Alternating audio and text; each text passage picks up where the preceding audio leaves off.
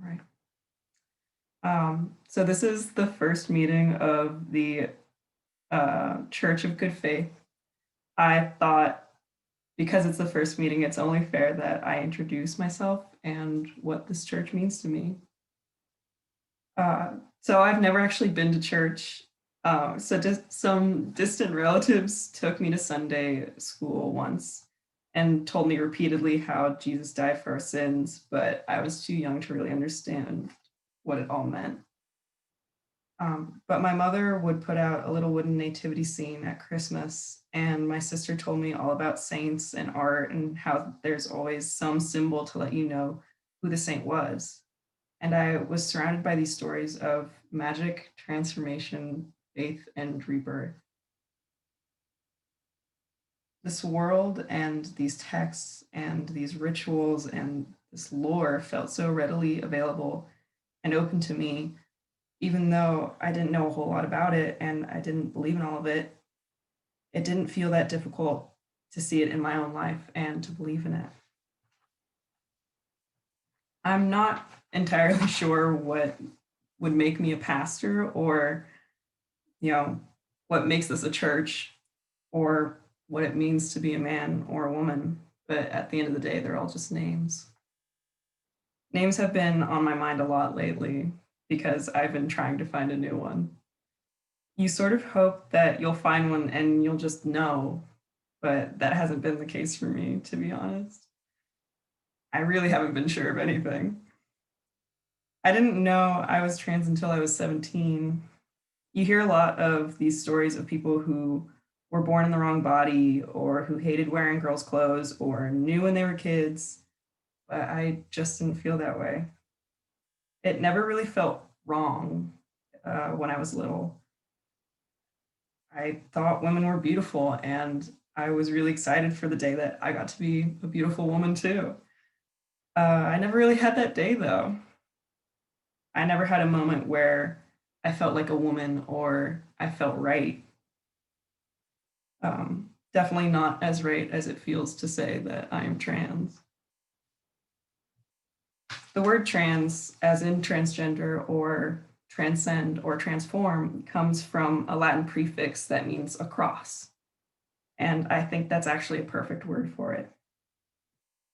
I wanted to be a pastor because I think there's actually a lot of overlap between the trans vocabulary and the biblical one.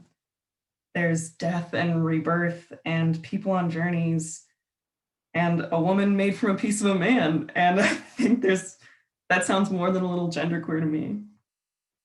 But that's what it felt like to me, a journey, trying to find somewhere that feels like home.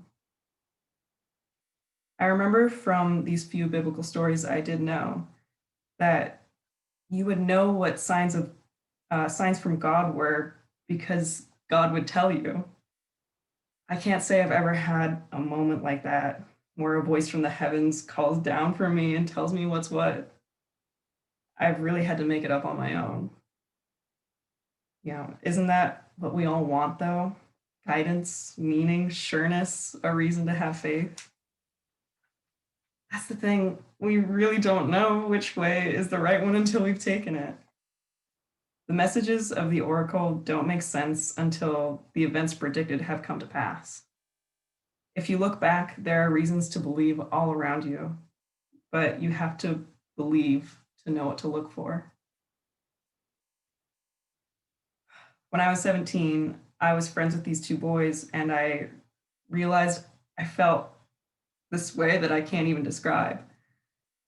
It was like I felt closer to myself, like I was comfortable or I was at home. It felt right.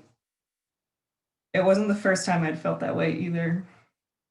I felt the same way when I cut my hair short for the first time, or when my friends in high school would call me grandpa.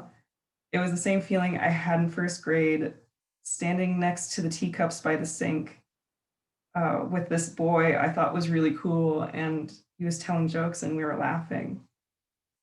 There were these moments of just relief and joy, and that's how I knew.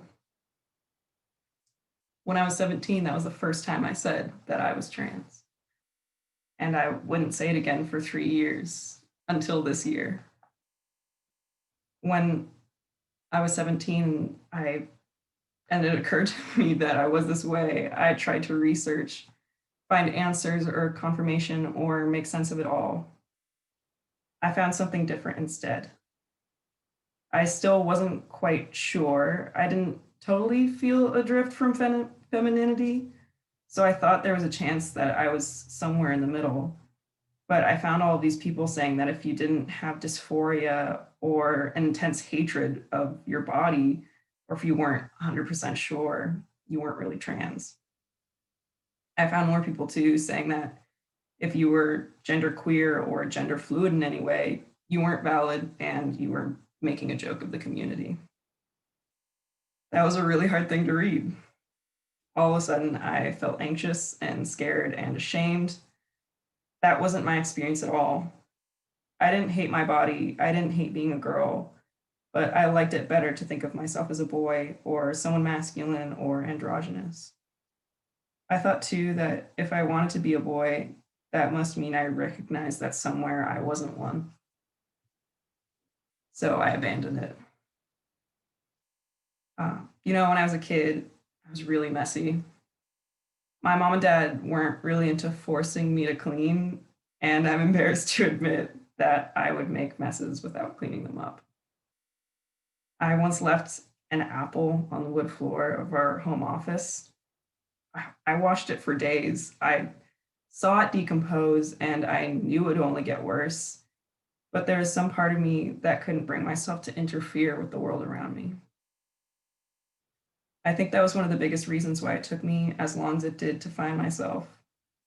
There was a point when I knew that I wasn't comfortable in my body anymore, that I couldn't refuse that knowledge anymore. There was also an Eve in the Bible who ate an apple, became aware, and covered herself in shame. I tried to refuse the knowledge I had of myself for 3 years because sometimes knowledge does come with shame. Sometimes the people you look to for comfort or guidance or acceptance shut you out instead. I refused that knowledge because I knew that if I accepted it, I would have to do something about it. That apple was rotting, and if I really accepted it, I would have to interfere. If I accepted that I was trans, I would then have to take the idea of transitioning seriously. It was overwhelming to me. The idea of having to socially transition, ask others to change the way they thought and spoke about me, and to maybe even change the state of my body and to come out to my parents, it all terrified me. There was still that part of me that didn't want to interfere. I wasn't going to eat that apple. I wasn't even enjoying it, but I didn't want to throw it away either. I was scared too at the thought of losing something. Transitioning has been one of the most important things I could have ever done for myself, but also one of the most difficult and reluctant ones too. Um, I remember as a kid being incredibly frightened of death. I couldn't imagine a future for myself. I didn't want to grow up and I didn't really want to be a person. We talk a lot in those terms as trans people, I think, of death and rebirth. I think it's a beautiful idea and definitely true in a sense. I think it's true that a person is reborn many times over many changes in their life. And I wonder all the time if that fear was some sort of sign that I would go through some kind of death later on. But I have a really hard time making peace with the idea of a dead name, of letting go, or of killing the person I used to be. Going back to this idea of a cross, trans as a cross. And there's also another little bit of like biblical reference, like a cross and like a cross. Just a little pun there. Um, but the idea of going from one place to another, there hasn't been a single moment of death or rebirth in my life. There's been countless ones. It's been a series of blind steps, of being unsure, but moving forward anyway. Sometimes my friends and family took those steps for me. correcting others when I didn't have the nerve to, or calling me by the pronouns that were right for me, even though I was scared of asking them to. To me, being trans isn't really about male to female or female to male or what I am. It's about what I'm doing. When you're born in one place, it's hard to imagine how things could be different or what it would feel like if you arrived somewhere new. I don't know where I'm going, and I still can't say for sure if I know if I'm a man or half a man or something else entirely. I'm not even sure how I'll know when I get there. But what I'm doing is taking steps to build a future for myself. I'm imagining and trusting and believing and having faith in that there's somewhere better for me. So, as your pastor, I don't have much, but what I have and what I know, I want to share with you. 1, it's okay to be scared, even if you're sure what you're doing is the right thing. You can do things as slow as you need to. Even good things can be scary. 2, it's okay if you're not sure.